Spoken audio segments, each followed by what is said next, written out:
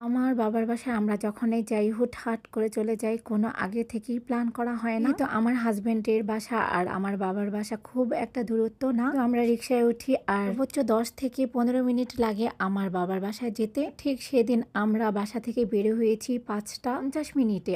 আর আমরা সাথে উঠেছি আর তখন আমাদের চাচাতো ভাসুর আর জায়েরা বলছে আরো আগে যাওয়া দরকার ছিল না। আপনাদের ভাইয়া বলল ও এখন যাবে, এখনই যাবে, না হয় কষ্ট পাবে আর আমিও যাই, সমস্যা নেই। এখান থেকে এখানে আমরা পৌঁছানোর কিছুক্ষণ পরেই আজান দিবে। তো এসে দেখছি আম্মু সব কিছুই রেডি করে রেখেছে। আলহামদুলিল্লাহ, এখন শুধু আজানের জন্য অপেক্ষা করব। সবকিছুই তো আম্মু রেডি করে রেখেছে আর আমরা দেওয়ার পর ইফতারি সবাই একসঙ্গে খাবো। আর রিজিক হচ্ছে এমনই একটা জিনিস, আপনি আপনার বাসায় অনেক কিছুই করেন কিন্তু আপনার রিজিক যদি না থাকে তাহলে কিন্তু সেগুলো আপনি একদমই খেতে পারবেন না, কারণ আপনার গুলোর মধ্যে একদমই রিজিক নেই। কারণ আপনার রিজিক আছে আপনার না কোনো কোথাও। কারণ আজকে আমার বাসায় ইফতারির জন্য সবকিছুই রেডি করেছি, কিন্তু হঠাৎ করে আমাদের ভাইয়াকে বললাম আমি আজকে বাসায় ইফতারি করব। আমাদের ভাই অফিস থেকে এসে আমাকে নিয়ে আসলো আমাদের বাসায়। আলহামদুলিল্লাহ, সবাই কিন্তু একসাথে ইফতারি করার অনুভূতি একটা অন্যরকম। ভুল বলে থাকলে ক্ষমা দৃষ্টিতে দেখবেন। আজকে এখানে শেষ করছি। ভালো থাকবেন সবাই। আল্লাহ হাফিজ।